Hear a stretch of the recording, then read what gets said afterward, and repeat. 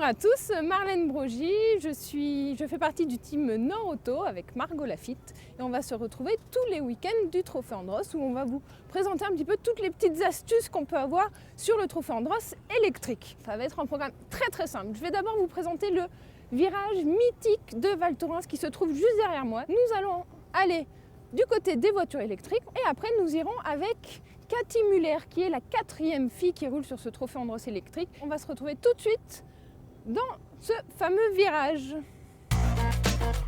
Alors nous voici à peu près au point de freinage où là on va commencer à freiner notre voiture environ 100 mètres avant le virage. Pourquoi? Parce qu'on a une grande ligne droite qui est juste avant et on est quand même sur de la glace. Donc qu'est-ce que je fais lorsque je suis ici?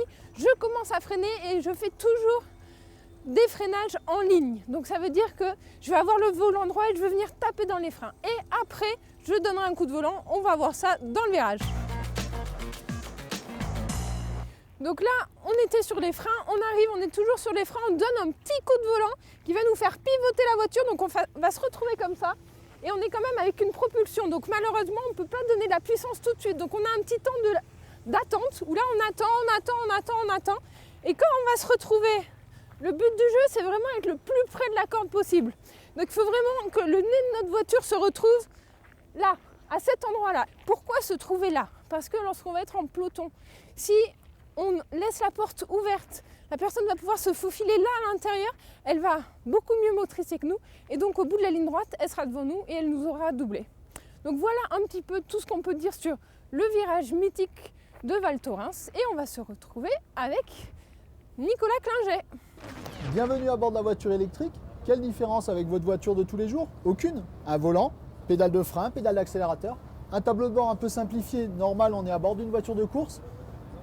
Contact, pas de bruit. Que se passe-t-il? Pas de bruit, pas de moteur. En fait, le moteur, c'est quoi? C'est ce gros moteur électrique. Un gros moteur électrique, c'est quoi? C'est une grosse dynamo qu'on retrouvait sur nos vélos il y a quelques années pour alimenter les feux avant et les feux arrière. La grosse différence aujourd'hui, c'est que ce moteur, il n'est pas alimenté par nos pédales de vélo ou par nos jambes, mais alimenté par une batterie qui commence là et qui s'arrête à l'avant de la voiture. Aujourd'hui, cette batterie, elle nous permet quand même de développer 122 chevaux, ce qui représente l'équivalent quand même d'une petite sportive.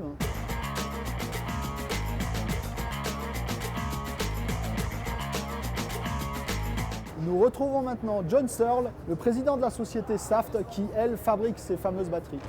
Quelles sont les différentes spécificités de cette fameuse batterie utilisée dans des conditions extrêmes? La spécificité de cette batterie, c'est une batterie qu'on peut utiliser dans un véhicule électrique du futur. Ici, nous avons créé une batterie avec une forte puissance parce que, bien sûr, l'accélération est très importante dans ce type d'activité, les cours. Mais en réalité, c'est la même technologie que nous fabriquons aujourd'hui pour les véhicules propres. Pour les véhicules hybrides, pour Mercedes, BMW, nous avons des clients aujourd'hui et c'est exactement la même technologie que nous avons utilisée dans cette batterie, dans cette voiture de course. Donc on se retrouve comme promis avec Cathy Muller, une voiture électrique. Comment ça se conduit? Est-ce que c'est vraiment différent d'une voiture thermique? Quels sont tes ressentis par rapport à ça? C'est quand même très différent parce que tu as beaucoup de couples. Hein. Tu as énormément de couples qui viennent en même temps. Et tu n'as pas de vitesse, donc ça c'est le côté sympa, on n'a pas besoin de s'occuper de ça, c'est déjà bien, mais non, c'est très intéressant et puis c'est surtout une évolution pour l'avenir. On se retrouve la semaine prochaine avec Margot Lafitte à Andorre et puis au revoir tout le monde. Au revoir tout le monde, ciao.